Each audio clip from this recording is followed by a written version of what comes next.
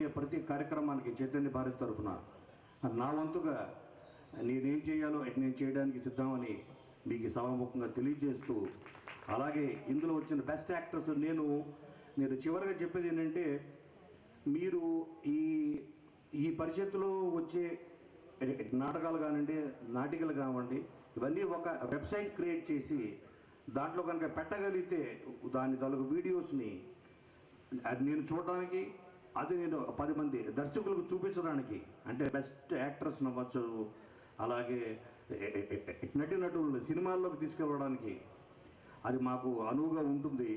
ఒక మంచి website create చేసి ఇది అందరికీ అందుబాటులో ఉంచేలా చేయాలని కోరుకుంటూ సెలవు తీసుకుంటున్నాను. Thank you. వెంకట్ గారు చక్కటి సందేశంతో పాటు ఒక మంచి అవకాశాన్ని కూడా ఇచ్చారు. పరుచూరి బ్రదర్స్ నిర్వహించేటటువంటి మరి రఘుబాబు నాటక పోటీలలో కూడా ఇప్పటికి దాదాపుగా 24 సంవత్సరాలుగా ఎందరో నటీనటుల్ని వెండితెరకు పరిచయం చేశారు. అదే దారిలో వెంకట్ గారు కూడాను చక్కటి నటీనటులకు ప్రదర్శన తెలిపించడానికి వీలుగా వెబ్సైట్ మీరు తయారు చేస్తే వారికి అవకాశం కల్పించడానికి ప్రయత్నం చేస్తామన్నారు. ప్రారంభం కాబోతోంది. ముందుగా సన్మానిత కోసం ఏర్పాటు చేసినటువంటి ప్రత్యేకమైనటువంటి సింహాసనాన్ని వేదికపైకి తీసుకురావాల్సిందిగా కోరుతున్నాం.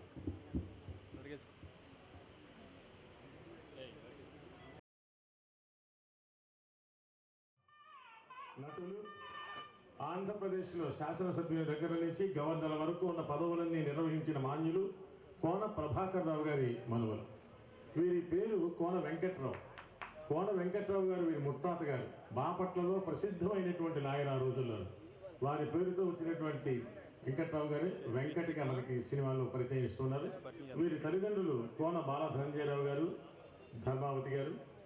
నయాగరా పేపర్ మిల్స్ వంటి అనేక ప్రతిష్టాత్మకమైనటువంటి సంస్థలలో ఉద్యోగ నిర్వహణ నిర్వహించిన తరువాత జిలుగు వెలుగుల తెలుగు చలనచిత్ర రంగంలో అడుగుపెట్టి తన పెన్నును గన్నుగా, తన మాటను తూటాగా ప్రయోగించేటటువంటి నాటక సంభాషణల, సినీ సంభాషణ రచయితగా పేరు తెచ్చుకున్నటువంటి ఒక రచయిత కోన వెంకట్ గారు.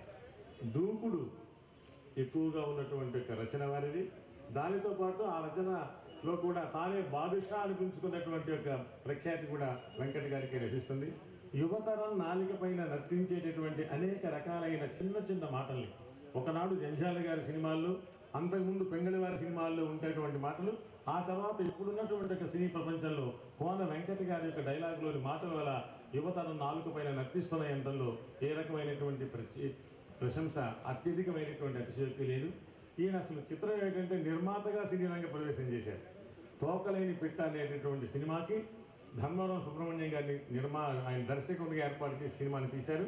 ఆ తర్వాత దానికన్నా రచయితగా తాను వెళ్ళటం బాగుంటుంది అనే ఉద్దేశంతో ఆత్మవిమర్శ చేసుకుని ఆ నిర్మాతగా ఉన్నటువంటి కార్యక్రమాల రచయితగా మారి ఎన్నో యువ హీరోలందరికీ కూడా సూపర్ హిట్లను అందించేటటువంటి ఒక బాధ్యత వహించినటువంటి అతి కొద్ది మంది సినీ సంభాషణ రచయితల్లో కోన వెంకట్ గారు ఒకరు. వారి ఈనాడు ఇక్కడ సత్కరించుకోవడం మనకందరికీ చాలా సంతోషకరమైన విషయం. అన్నిటికన్నా మరొక విశేషం, మొదటి టెలి సీరియల్ని సమర్పించింది కూడా కోన వెంకట్ గారు. ఈ రకంగా అటు టీవీతోటి, సినిమా పరిశ్రమతోటి ఎంతో అనుబంధం ఉన్నటువంటి వెంకట గారిని ఇవాళ ఇక్కడ మనం సుప్రసిద్ధ సినీ మాటల రచయితగా సన్మానించుకోవడం చైతన్య భారత్ తరఫున మనందరూ అదృష్టంగా భావిస్తూ ఆ సన్మాన కార్యక్రమానికి శ్రీకారం చుట్టవలసిందిగా కోరుతున్నాం. చైతన్య భారతి కార్యవర్గం వేదికపైకి వచ్చి వర్షపడంలో సన్మానాన్ని నిర్వహించారు.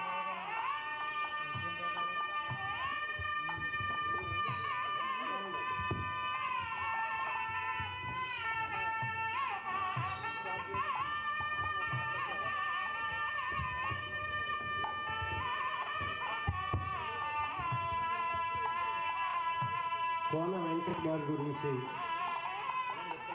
అనేక విషయాలు ఉన్నాయి చెప్పాల్సినవి. ముఖ్యంగా ద్రోహి అనే సినిమాలో వారి తాతగారు శ్రీ ప్రభాకర్ రావు గారు హీరోగా ఆ రోజుల్లో నటించారు. ఇప్పటికి కూడా ప్రభాకర్ రావు గారి పేరు చెప్పంగానే ద్రోహి సినిమాని పదే పదే ఉటంకిస్తుంటారు.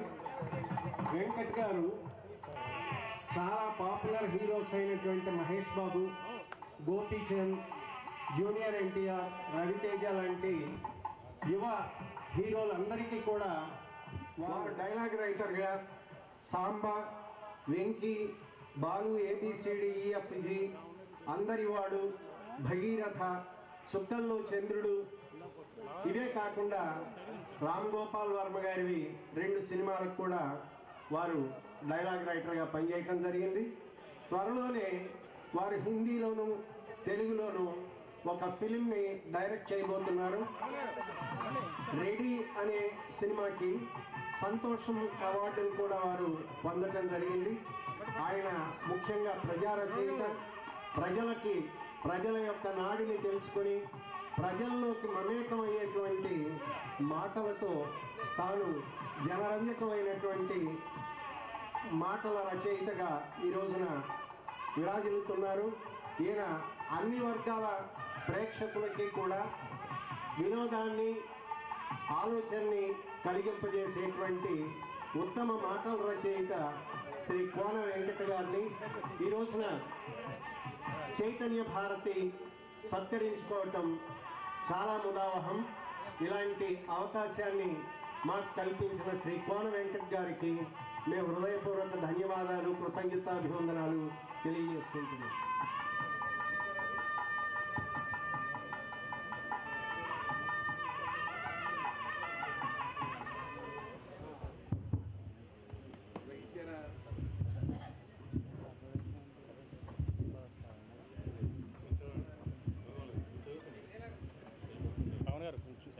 తలపాకి పెట్టండి. 2014 ప్రముఖ సినీ మాటల రచయిత, దర్శకుడు, నటుడు శ్రీ కోన వెంకట్ గారికి అభినందన పురస్కారంగా అందించు అక్షర హరిచందనం.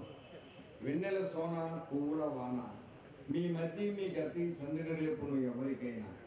వెన్నెల సోన పువ్వుల వాన, మీ మతి మీ గతి సందడి రేపును ఎవరికైనా. మెరుపున్నది మీలోన, అందుకే తలెత్తుకు మేము మోస్తుంది ఈ వెన్నెల. చిన్నెల సినిమా మేన, అందుకే తలెత్తుకు మేము మోస్తోంది ఈ వన్నెల చిన్నెల సినిమా మేన. ఆత్రేయ గారి చెలిమి ఆరంభాన, కలిమి కలిగి మీకు అదృష్టాన. సినీ జగాన ఎందరో ఉన్న మీ మాటల రూటే సపరేట్ అన్న. జనాల నాడి వాడి వేడి చప్పున పట్టే పవరున్నది మీ కలమునకు. జనాల నాడి వాడి వేడి చప్పున పట్టే పవరున్నది మీ కలమునకు. Satire, romance, comedy, parody point ఏదైనా పదునొక్కటే మీ కలమునకు. నాటి ప్రేమ, అభినందన నుండి నీటి ఢీ, రెడీ ఇత్యాది చిత్రాలలోని సంభాషణలు మీ సత్తాకు సాక్ష్యంగా నిలుస్తాయి.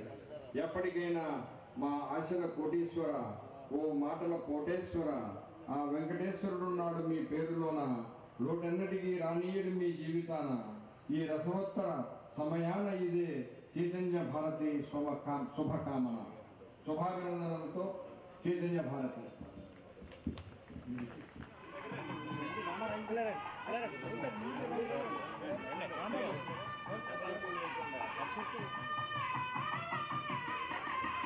కోనవరి స్పందన వెంకట్ గారి. కానీ మీరు నాకు ఎన్ని సన్మానాలు చేసినా నేను మాత్రం రిటైర్ కానని సభాముఖంగా తెలియజేసుకుంటాను. Thank you.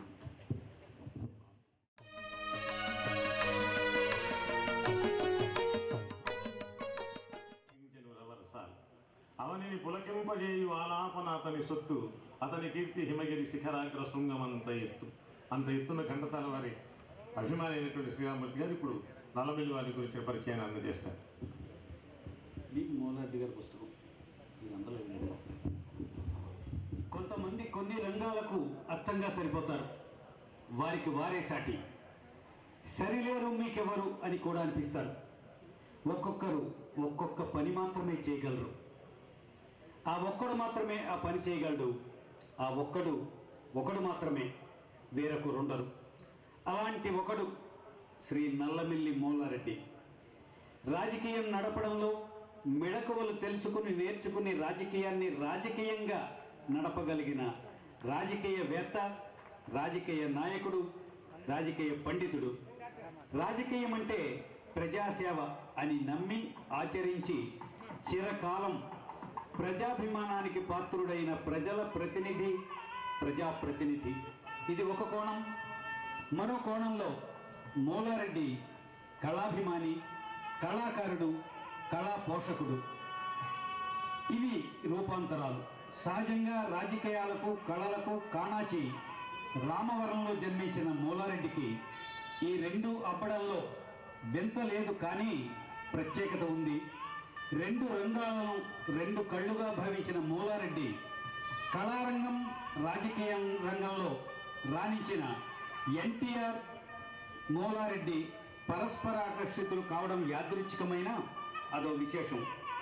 మూలారెడ్డి కళా పరిషత్తుకు 25 ఏళ్ళు, ఎమ్మెల్యేగా 4 సార్లు, అభివృద్ధికి ప్రజాక్షేమానికి అంకితమైన నాయకుడు ఈ మూలారెడ్డి గారు.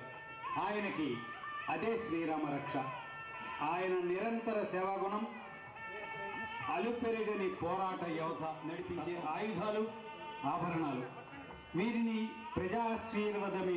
వీరికి ప్రజాశీర్వాదమే ఆయుష్, ఆరోగ్యం. ఈ సన్మానం చైతన్య కళాభారతి ద్వారా సముచితం. ఈ చైతన్యమూర్తికి ఈ చైతన్య భారతి చేస్తున్న సత్కారం చైతన్యానికి స్ఫూర్తి. ఇది మూలారెడ్డి, ఇది చైతన్య భారతి. నల్లమిల్లి మూలారెడ్డి కళా పరిషత్కు, చైతన్య భారతికి ఈ అవినాభావ సంబంధం ఇంకా కొనసాగాలని కోరుకుంటూ రాయప్రోల భగవాన్ గారి ద్వారా సన్మాన పత్ర సమర్పణ. రామచంద్రమూర్తి రంగస్థల చైతన్య పురస్కారం 2014 శ్రీ నల్లమిల్లి మూలారెడ్డి గారికి అభినందన పురస్కారంగా అందించు అక్షరహరి చందనం. నటరాజసేవలో నవీన హిమనగం. నటరాజసేవలో నవీన హిమనగం, నారాజేంద్రుని మెరిపించిన నరసింహం. రామన్న బాటలో వేడని రవితేజ స్ఫూర్తి దాత, రామకృష్ణుని అందించిన రాఘోజ్వల విధాత. రామకృష్ణారెడ్డి గారు వారి అబ్బాయి ఈ మధ్య మొన్న ఎన్నికల్లో కొత్తగా ఎమ్మెల్యేగా నెగ్గారు. అంచేత రామకృష్ణుని అందించిన రాఘోజ్వల విధాత, తెలుగుదేశం పార్టీ చైతన్య మూల విరాట్టు, 30 సంవత్సరముల ప్రజాహిత సేవలో పరిపూర్ణ సమ్రాట్టు, క్రియాశీల రాజకీయ కీర్తి కిరీటి, సుధీర వీర కార్యదక్ష సువర్ణ ఘన పాఠి. రామబాణంలా రామవరాన 25 ఏళ్లుగా సాగుతున్న నల్లమిల్లి మూలారెడ్డి కళాపరిషత్ మహాప్రస్థానం అఖిలావని రంగస్థలికి అపూర్వ గర్వ కారణం. హర్షాతిరేకంతో చైతన్య భారతి చేస్తోంది మీకిదే వినమ్ర కళాభివందనం. శుభాభినందనలతో చైతన్య భారతి. రచన డాక్టర్ బొట్ట నాగశేఖర్.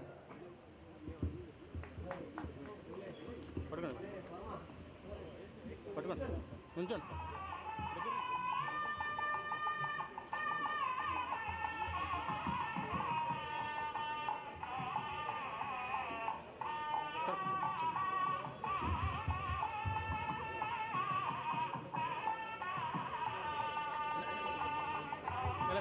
ఇట్లా తిరగండి సార్.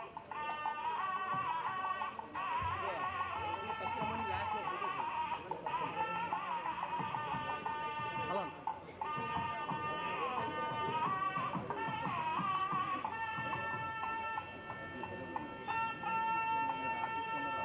నుంచో మళ్ళీ నుంచో బాబు. రండి,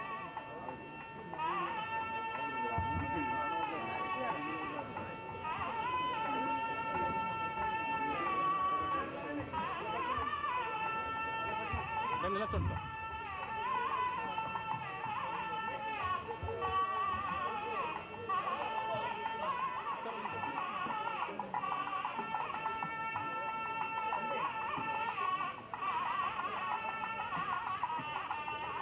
చూడండి సార్ పైకి.